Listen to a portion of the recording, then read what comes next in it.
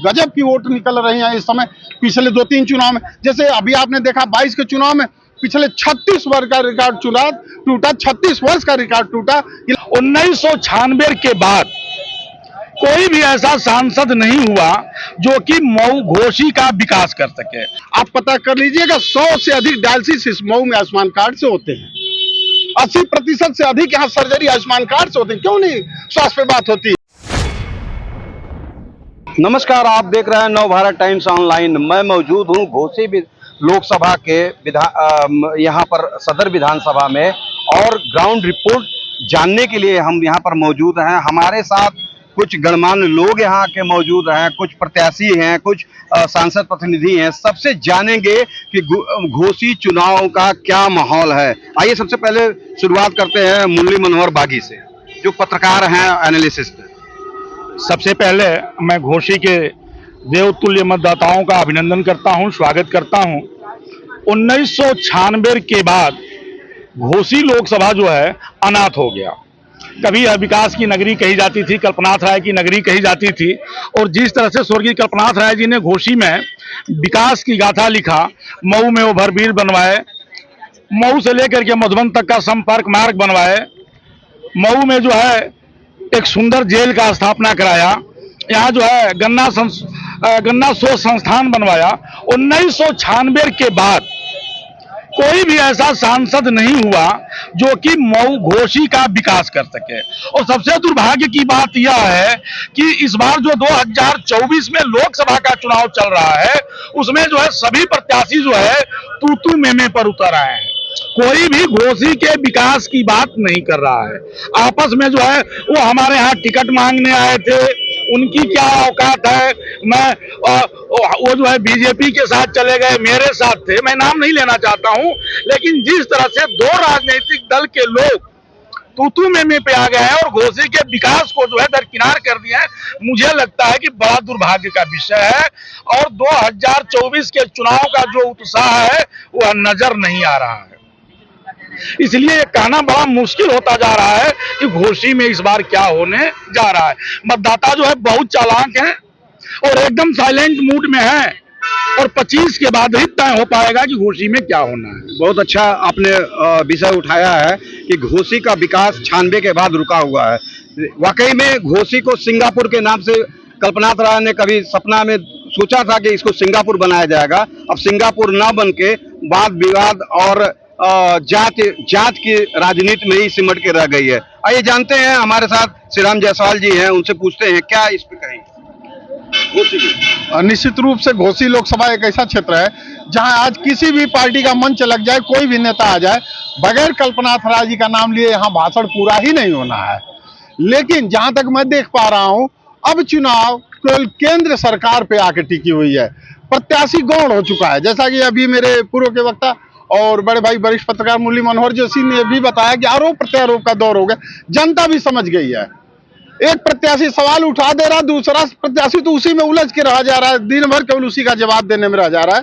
जनता की क्या मांगे उस पर कोई मांग नहीं। तो लब्बो-लुआब यह चुनाव अब केवल केंद्र सरकार के प्रदर्शन पे आधारित हो चुका है कि केंद्र सरकार ने क्या काम किया है, हमें उन्हें वोट देना है, नहीं देना है।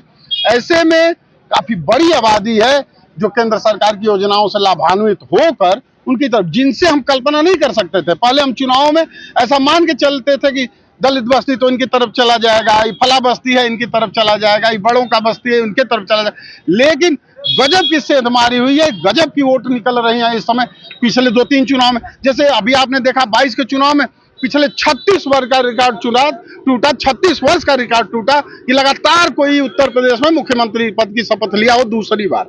लगातार बारी बारी से तो लोग लेते रहे, तो कहीं ना कहीं उसके पीछे अभी रहा कि उन बस्तियों से भी, उन बूथों से भी वोट मिले भाजपा को जहां कल्पना नहीं की जा सकती थी, जहां उनको बूथ एजेंट तक नहीं मिलते रहे। कहां की महिलाओं ने दिया, कहां की पुरुषों ने दिया, मैं इस पे नहीं जाऊंगा। इस तरह से जहां तक मैं देख पा रहा हूं, घोसी में यह चुनाव केवल प्रधानमंत्री कौन बनेगा, किस पार्टी का बनेगा, दोनों पक्ष हैं। एक तरफ ऐसे होंगे जो चाहेंगे कि हम तीसरी बार मोदी को प्रधानमंत्री बना दें, वही दूसरी पक्ष ऐसा है जिसका एक टारगेट है कि हम उतार दें। बाकी प्रत्याशी यहाँ गौड़ हो चुके हैं, प्रत्याशी में कोई बात दम नहीं है। प्रत्याशियों को लेकर प्रत्याशी खाली आरोप प्रत्यारोप का ही जवाब दे रहे हैं दिन भर। जैसे किसी प्रत्याशी ने उनको कुछ बोला तो उसके जवाब में वो बोल रहा है। यही अभी यहाँ का दौर चल रहा है। इसको किस नजर से देख रहे हैं? शिक्षा, स्वास्थ्य, ये सब मुद्दे सब कहीं दिख नहीं रहे हैं। निश्चित रूप से इसी से बात शुरुआत की गई है कि मुद्दे तो गौड़ हो गए हैं। मतलब अजीब सा चुनाव हो रहा है जिसको कहा जा रहा है कि यह तो बड़ा बकबकाहा प्रत्याशी है, वो इसे मतलब पृष्ठभूमि से आता है। अगर वो एक सवाल उठा दे रहा है तो जो अपने को बहुत बड़ा बुद्धिजीवी समझ रहा है वो भी दूसरे दिन केवल उसी की सफाई देने में जुट जा रहा है। क्या हो रहा है? और रही बात शिक्षा की, मैं जानता हूं, देखिए इस तरह के कई सवाल उठते हैं। कहा जाता है कि यह भाजपा है, शिक्षा की बात नहीं करती है, शिक्षा की बात नहीं करती है, विकास की बात नहीं करती, स्वास्थ्य की बात नहीं। क्यों नहीं करती है? क्यों नहीं करती है? आप खुद अपने यहाँ जितने लोग मौजूद हैं, जो लोग आपके चैनल के माध्यम से देखेंगे, वो सोच के देख लें कि एक छोटी सी बीमारी भी होती है। पहले होती थी देहातों में, छोटी सी बीमारी होती थी तो सबसे पहले आदमी डॉक्टर के यहाँ नहीं जाता था। घर के जो सीनियर होते थे भागते थे साहूकार के पास, जो ब्याज पे धंधा करता था उसके यहाँ भैया 5,000 दे दीजिए, 10,000 कहा वही हो, लड़का की तबीयत खराब है लेके हॉस्पिटल जाना है। इस सरकार ने अगर आयुष्मान कार्ड दिया है, इस मऊ में मैं अकेले बता दूं, आप पता कर लीजिएगा 100 से अधिक डायलिसिस इस मऊ में आयुष्मान कार्ड से होते हैं। 80% से अधिक यहाँ सर्जरी आयुष्मान कार्ड से होते हैं। क्यों नहीं स्वास्थ्य पे बात होती है? जितने जनपदों में मेडिकल कॉलेज खुल रहा है, गाजीपुर अकेले देख लीजिए, 100 मेडिकल कॉलेज से 100 MBBS डॉक्टर प्रतिवर्ष निकलेंगे। क्यों नहीं स्वास्थ्य पे काम हो रहा है? शिक्षा पे क्यों नहीं हो रहा है? कॉमन परीक्षा ली जाती है CUET के अंतर्गत, नई शिक्षा नीति के तहत कॉमन परीक्षा ली जा रही है। मऊ का बच्चा मऊ में फॉर्म भरता है, मऊ में एंट्रेंस देता है और लाख करता है दिल्ली का मिरांडा, दिल्ली का Hindu college, Saint Stephen, Gwalior, Bangalore, Hyderabad, Mau में बैठ के। अब उसे दिल्ली नहीं जाना पड़ता है परीक्षा देने। क्यों नहीं बातें हो रही हैं? जो यही सड़कें जाती थी बनारस, बनारस की सड़कें जाती थी, केंद्र सरकार का था उस समय। प्रदेश सरकार क्या करती थी? 10-10 हजार, 12-12 हजार के बोर्ड लगवा के क्यों यह लिखवाती थी कि यह सड़क हमारे अधीन नहीं है, इसकी मरम्मत हम नहीं कर सकते। अरे भैया उतने में ईंट डाल देते। 2009 में ही राहुल गांधी आए थे, दैनिक जागरण कार्यालय सामने है, बड़ा अच्छा खबर छपा था।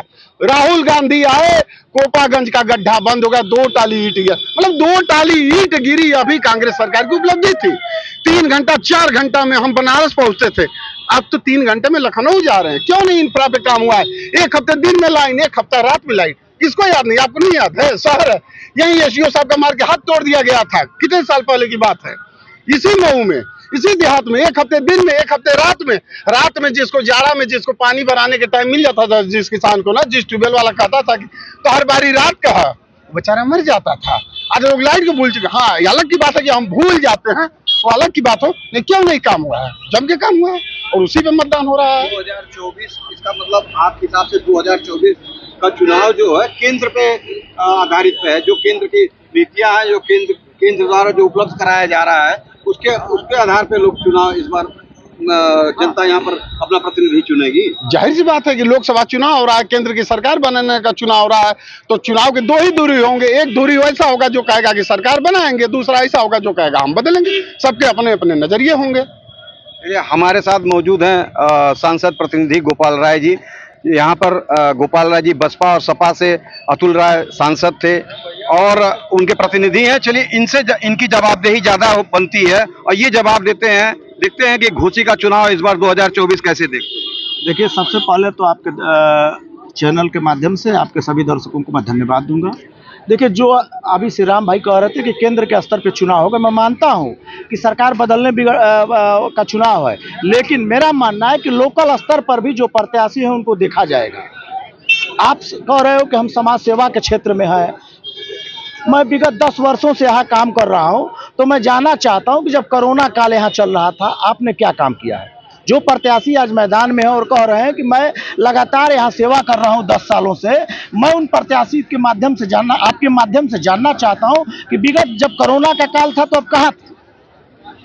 मैं माननीय सांसद घोसी अतुल राय जी की तरफ से जब कोरोना का काल आया था, आप जानते हैं कि सरकार ने सांसदों की निधि बंद कर दी थी, लेकिन उस दरमियान सांसद जी ने अपने मद से, निजी मद से, क्योंकि हम जनता के प्रति जवाबदेह थे, 26,000 घरों को हम लोगों ने राशन पहुंचाने का काम किया, 60,000 परिवारों को, ध्यान दीजिएगा, 60,000 परिवारों को एम्बुलेंस के माध्यम से हम लोगों ने गांव-गांव दवा भिजवाने का काम किया। जब कोरोना के दूसरे काल में ऑक्सीजन की बहुत आवश्यकता थी, हमने फरक्का से और अन्य जगहों से जंबो सिलेंडर मंगा के यही सदर हॉस्पिटल में उपलब्ध कराया। जब हॉस्पिटल में जगह, जितने भी यहाँ सार्वजनिक जगह है, चाहे वो मदरसा हो, मंदिर हो, जो भी सार्वजनिक जगह हो जहां से लोग जल्दी से पहुंच सकते थे, उन जगहों पे हम लोगों ने ऑक्सीजन कंसंट्रेटर रखवाने का काम किया। उसके बाद अभी जो बाढ़ आया हुआ था हमारे मधुबन क्षेत्र में, आप जाकर पता कर लीजिएगा, जब भी बाढ़ आता था सांसद जी की तरफ से वहां हम लोग कैंप लगाते थे।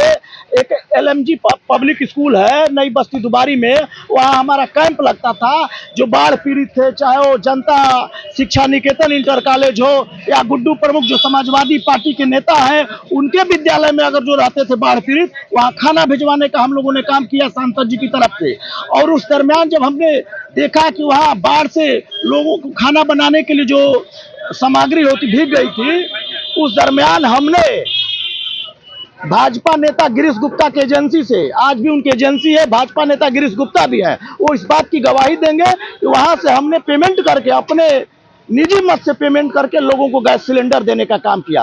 तो कोरोना जब विपत्ति का काल था, राष्ट्र पे विपत्ति आई हुई थी, उस दौर में सांसद जी की तरफ से हम लोगों ने गांव-गांव जाके लोगों के दुख सुख में भाग लेने का काम किया। चलिए, बहुत अच्छा। आपने तो कोरोना में वाकई में आपका काम दिख रहा था। कोरोना के समय में सरकार में नहीं रहते हुए भी आपने कोरोना में आपका काम दिख रहा था। चलिए, बात जानते हैं, कुछ और हमारे साथ हैं। घोसी के बारे में बताइए, घोसी की जनता क्या चाह रही है? घोसी की जनता काम, नौकरी, हॉस्पिटल और पढ़ाई, लेकिन मेरा जो वादा है कि जो कल्पनाथ राय स्वर्गीय का जो अधूरा काम है वो हम पूरा करेंगे, या उसके लिए कुछ भी हो, सरकार से लड़ाई लड़ना हो या कुछ भी होगी, वो काम हम करेंगे। करके जो भी काम होगा कल्पनाथ राय का अधूरा काम पूरा करेंगे, क्योंकि उनके ऐसा कोई काम करने वाला यहाँ कोई हुआ नहीं। कुल मिलाकर जो प्रतिक्रिया मिली है उसमें ये साफ जाहिर हो रहा है कि केंद्र सरकार और जो वर्तमान में जो निवर्तमान सांसद थे उनके द्वारा जो काम किया गया है उसी के उल्लेख के बारे में लोग यहाँ चर्चा कर रहे हैं। और घोसी की जनता जो है अपना सांसद इस बार चुनने के लिए तैयार है। बहुत सोच समझकर केंद्र के द्वारा जो भी उनको मुहैया कराया जा रहा है उसके अनुसार वो इस बार घोसी का सांसद चुनेंगे। वेद मिश्रा, नवभारत टाइम्स ऑनलाइन, मऊ।